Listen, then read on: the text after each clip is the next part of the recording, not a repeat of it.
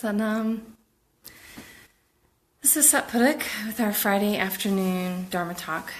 And this week, it's the week after my birthday, and I had a powerful experience that relates to some things that are old stories and favorite stories. So the experience was that I had a chance to meditate with Yogi Bhajan in his Gurdwara on the ranch here, and able to ask him some questions and get some answers. And one of the things that came from one of the answers is a realization that intellectually I may have made a connection to it at some point in my life in the past, but it really hit me in a new way this week that I wanted to share with everyone.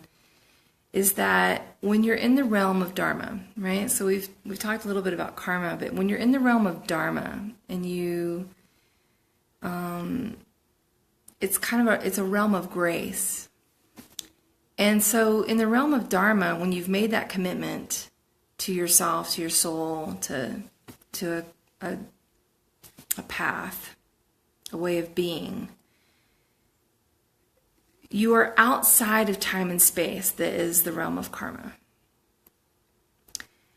And so you have to drop all of the expectations of what you think you've earned, what your merits are, what your demerits are. So it goes both ways, right? The things that we think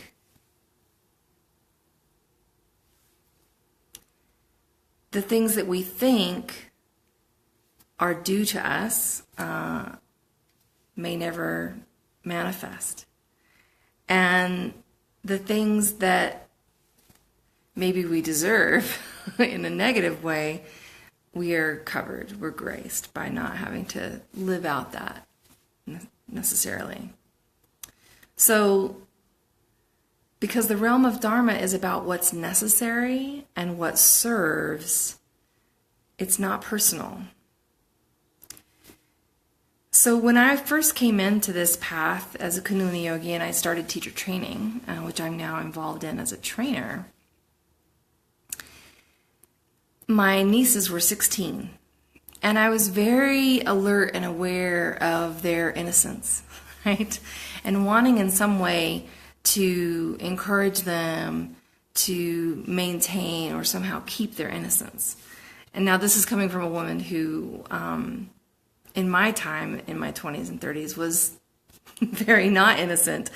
And, I don't have any regrets about that part of my life. But in that relationship to my nieces, it became very heavy for me. How do I talk to them about this? And I went to my trainer and I said, how do I talk to them about innocence? How do I even talk to myself about regaining it in any way?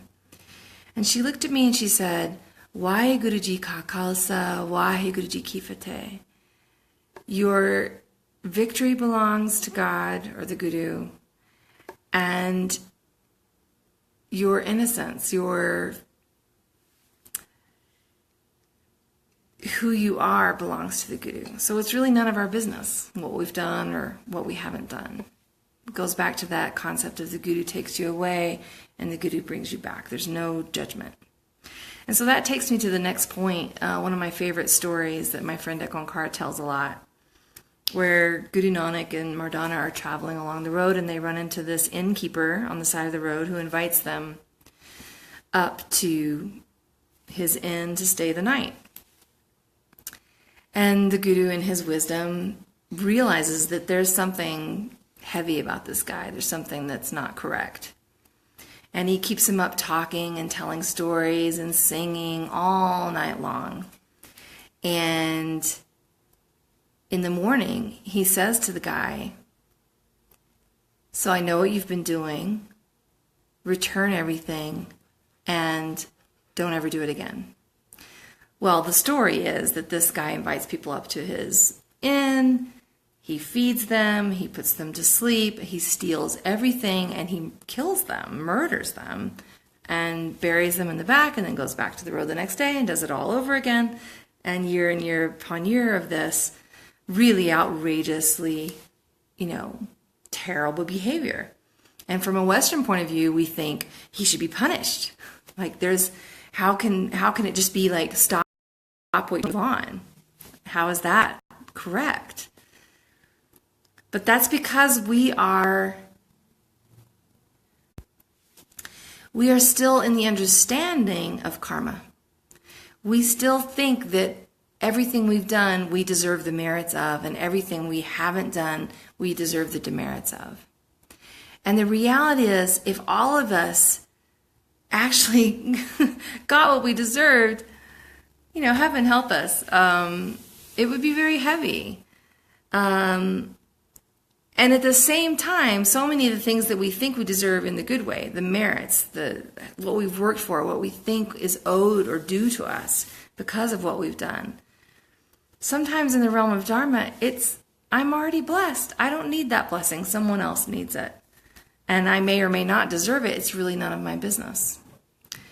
So this notion of punishment or even praise is outside of the realm of Dharma. And that's why Yogi Bhajan talked about the definition of a yogi as someone who sees beyond good and bad. So whatever you think you deserve, be grateful that maybe it didn't come your way, good or bad, because it's not personal. It's not about us. It's about what's needed, what's necessary, what serves the common good. What's good for everyone is what is Dharma, not what's good for me necessarily. So anyway, enjoy your innocence. I apologize that the network connection is not very strong today. But your innocence is not yours, it's the Guru's, and it can't be taken away. And whatever merits or demerits you may deserve in the realm of Dharma, the realm of grace, we're just given what we need, and we get to practice the beauty of accepting life on life's terms. Have a beautiful weekend. Sat Nam.